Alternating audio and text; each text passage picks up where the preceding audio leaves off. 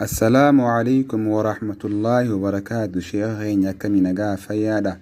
Gaafii takkaattu sammuu tana nyaachuu jira. Si gaafachuun hin danda'an eeyyamtaa laata?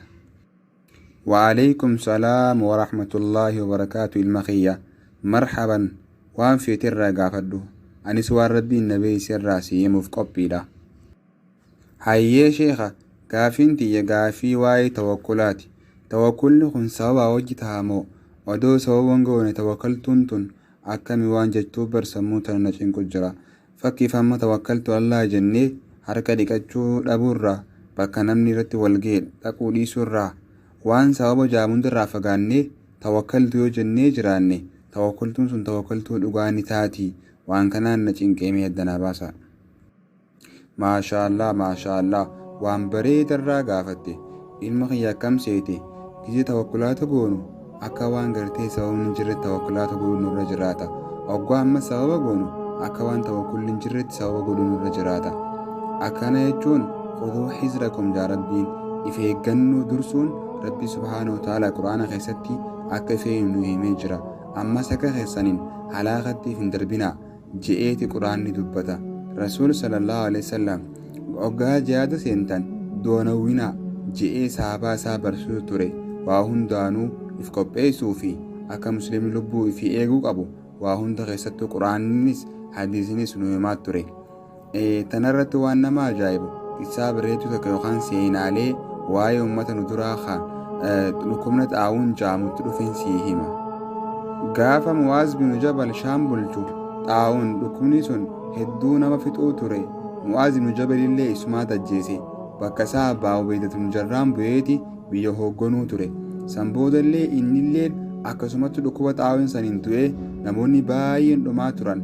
Garuu dhumarratti Amr ibn Aas namni jaamu sahabaa Rasuulaa sallallahu alaihi wasallam guddaan eefa bakka Abbaa Ubaydaa bu'ee booda immoo siistama tokko fide yookaan mala akkana jeen uummataan. Isin bara akka xaa'uun jechuun akka ibiddaati, isin ammoo akka qoraaniiti. Oggaa walii qabamtan akka ibiddaatti isin gubaati. Mee adda fagaadhaa, fuunis gaara gala, adda fagaadhaa jeeti uummata adda fageessaa ture jechuudha. Eefammanni adda fagaatee kunis gaara galee namuutu adda faca'ee booda akkasi rabbiin subhaanahu wa ta'ala dhukkuba xaa'uun san irraa fuudhe. Duuba Amr ibn Aas waan kana eefa hime booda rabbiin subhaanahu wa ta'ala ummata muslimaa kanarraa fuudhe.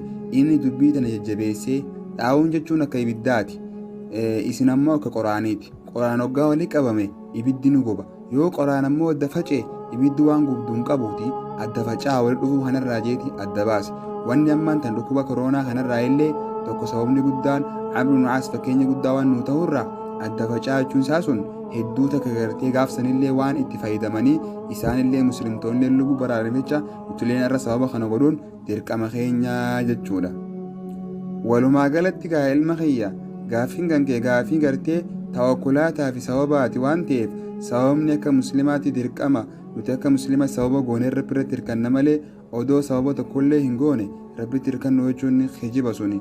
Namni silaa gargaaramuu qabu sababa malitti haadha Iisaa Maryam alayhi salaam gaafa isa dhaluu jirtu rabbi subhaanahu wa ta'ala isiin beelee jennaan wahuzzii ilayka bijiz'in nakhla wanni timiraasan gufuu timiraa kanam kudhan sossobsuu dandeessan tuqii sababa godhii naaturraa sii buusaa. Sababni silaa nama dubartii uumamaan laaftuu dhaluu jirtu saniif sababni silaa kan godhamne rabbi kan naaf ture. Garuu immoo rabbiin gahayri isaatti illee ni nyaakisa.